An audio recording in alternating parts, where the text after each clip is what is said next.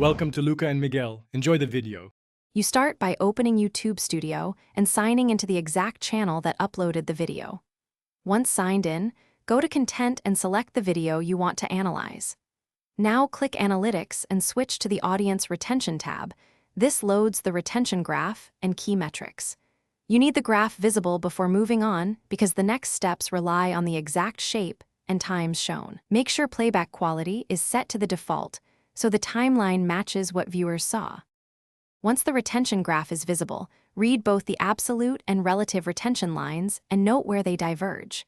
Focus on major drops. Those indicate moments viewers left, and rewatch spikes which show repeatable value. Hover over the timeline to capture exact timestamps and retention percentages. Write them down. Then compare those moments to your on-screen content. Scene changes, audio shifts, or info density. This lets you map audience behavior to specific edits or content choices, so you can plan precise fixes.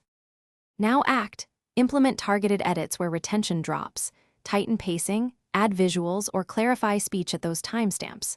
Once done, upload a revised cut or add chapters and track results. You can also /B test thumbnails and intros to isolate effects. Recheck audience retention after a few days and compare. If the graph seems inconsistent, troubleshoot by verifying the date range, applied filters, or whether you're viewing the correct video version. These common errors often explain surprising numbers. Thanks for watching and please subscribe. It's the best investment you'll ever make.